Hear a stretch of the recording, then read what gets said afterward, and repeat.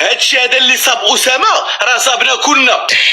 ضريبة الشهرة كل نوبة كيفاش كتجي، وكل نوبة كيفاش كنتضربوا ولا كنتضرب بطريقة.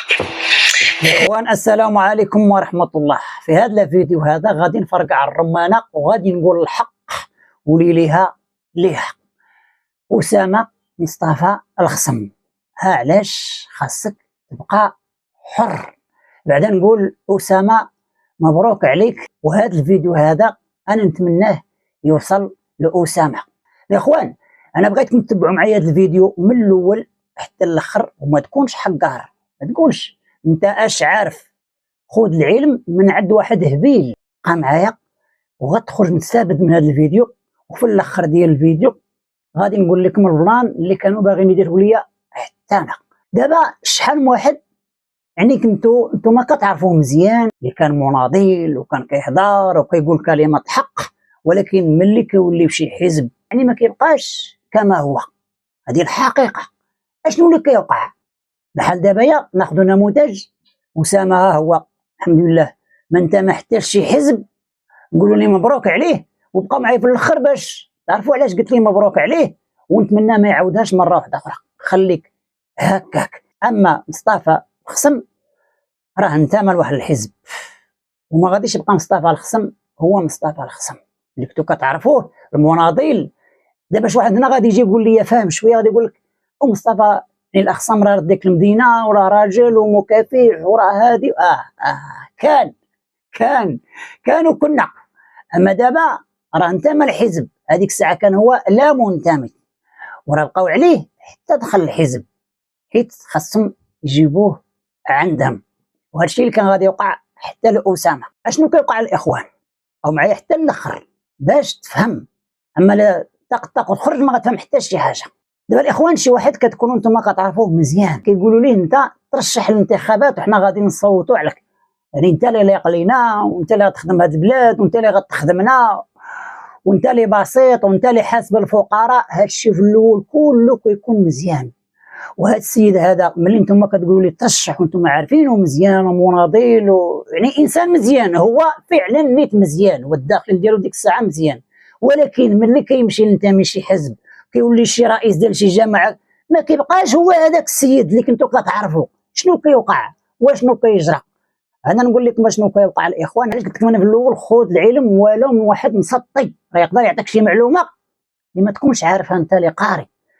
دابا شنو كيوقع الاخوان؟ انسان كتكون عنده نيه حسنه، نيه مزيانه، هو مزيان باغي يخدم هذا الوطن، باغي يخدم داك المكان اللي هو فيه، باغي يخدم داك الدوار، يعني هو كيدافع على داك الدوار اللي كان حر. وغادي نفرقع الرمانه قلت لكم ولي ليها حق. هذه هي الحقيقه اللي غادي تسمعوها مع خوكم السيار عبدو. وانا هذا الفيديو نتمنى يوصل لاسامه، حيت ما انتمى حتى لشي حزب، ونتمنى ما يعاودهاش مره واحده اخرى. خليك هكاك السي اسامه. اما مصطفى الخصم طاح في الشبكه، مشى فيها. شي لا نجح مصطفى الخصم ما غاديش تبقاو تشوفوا مصطفى الخصم هو هذاك اللي كنتو كتشوفوا. دابا الانسان ملي كترشح انتخابات كتكون عنده النيه ديالو حسنه، والشي اللي مرة كتعرفوه وغادي تلاحظوه. الناس كنتو كتعرفوهم كانوا مزيانين، غير كيترشحوا كينجحوا ما كيبقاوش مزيانين، ما كيبقاش يسلم على كاع. علاش؟ اشنو يتغير؟ حيت ملي كتدخل داك العالم ديالهم، حيت كيولي ماشي انت اللي كتفرض الشروط ديالك، لا هما اللي خصهم يفرضوا عليك الشروط ديالهم. كيوليو هما اللي يسيروك، هما اللي يقولوا خصك دير هذه ما خصكش دير هذه، ولو انت تبغي هذه ما يخلوكش ديرها. انا نبسط لكم الامور سهله مهله باش كل شيء يفهم، اللي قاري يفهم واللي ما قاريش يفهم. سهله مهله. انت عندك واحد الفيرما او عندك واحد البلاد وجدتي الخدامه، هاد الخدامه اللي جبتيهم انت، واش انت اللي غتقول لهم يديروا داك الشيء اللي بغيتيه انت، ولا هما اللي غاديين يجيو يفرضوا عليك يقول لك لا خصك دير هذه، لا شري ما خصكش دير هذه؟ جاوبوني بصراحه. اذا انت غير خدام، هو اللي غادي يخلصك، هو اللي غادي يعطيك الفلوس، يعني هو اللي غادي يفرض عليك دير داك الشيء اللي خصك ديرو. ما بغيتيش سير الله يعاوننا يعاونك. شي اي واحد كيكون مناضل وكيكون مزيان، شي ملي غادي ترشح الانتخابات وتنجح في الانتخابات شي رئيس او شي عضو، ملي كيوليو هما يفرضوا عليك الشروط ديالهم. كانت عندك النيه مزيانه، ولكن ملي كتولي عندهم خصك تقبل.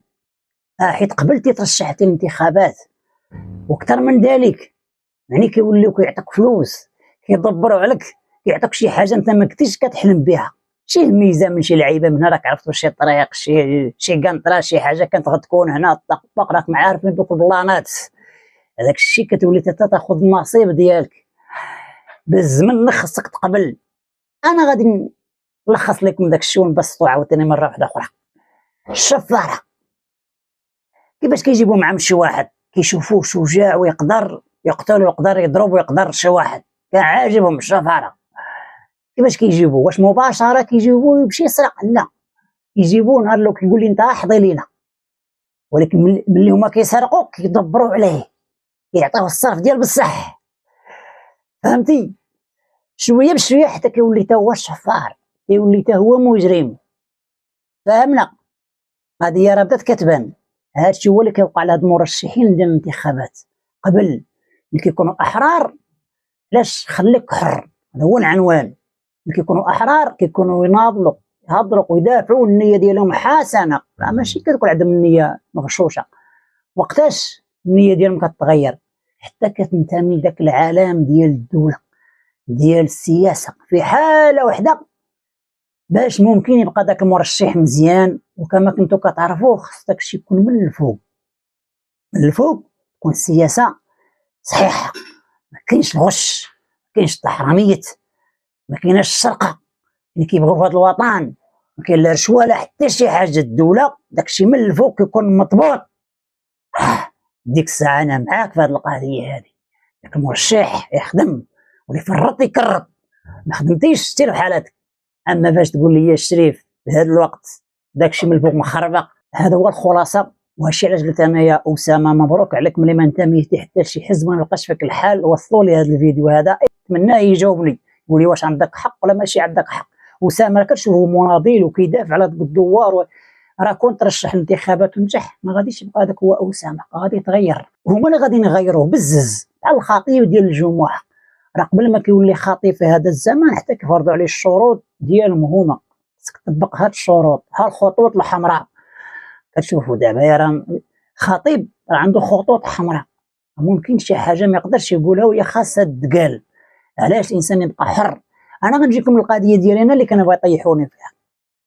انا سيدي تراسلوا معايا قالوا لي خاصك سيدي انت دير بطاقه ديال الصحافه. شوف البلان اللي بغا يطيحوني فيه، قالوا لي انت كتهضر وكتعرف تهضر، السي عبدو حنا غنعطيك واحد البلاكه ديال الصحافه علقها هنا وتولي صحافي. علاش؟ بغاو يجيبوني عندهم، بغاو يفرضوا عليا، ما غاديش نبقى انا هو عبدو.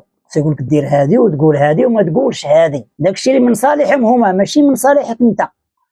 وذوقوني شويه الاخوان، راه ملي كتنتمي للدوله خصك تطبق الشروط ديال الدوله.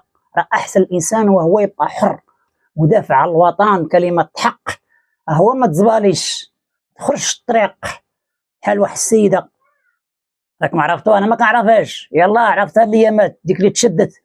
قناة شوف تي في هي القناة الوحيدة اللي زادت تليفون وبغيت تعرف شنو هو. كنا كنغلطوا وكتقدر ديري شي حاجة بدون قصد حتى كترجع ضدك، ولكن رجعت ضدي بواحد الطريقة اللي كبيرة من طرف الناس اللي ما كنعرفهمش، ما عندي ما بيني وبينهم لا حساب لا يديك لا يخليك، ولكن كيفاش ما بغيتش ندخل في هذا الحيز. قالت سيدي بانه القنفوذ انا ما قاصداش، وقالت لك انا اذا بعد حسيت ناضوا شي ناس كيديروني كيعايروني ما نعرفهمش اللي ما كنعرفوش. شوف ملي كتدخل هذا العالم ديال التواصل كدير شي صفحه ولا شي حاجه ما كتبقاش ديال راسك، هذاك العالم خلي دوك للناس الاخرين. اما عندنا حنا كمسلمين شروط ضوابط.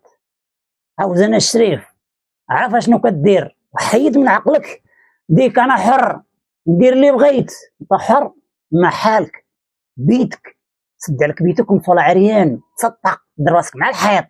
اما ملي تجي قدام الكاميرا ما بقيتيش ديال راسك، راك ديال الناس. اي واحد عنده حق يتدخل فيك ويحاسبك ويعاقبك. لما عجبتنيش شي حاجه درتيها كتخل بالحياه، شي حاجه غادا تضر ليا الولد ديالي ولا البنت ديالي، انت ماشي حر بيتك.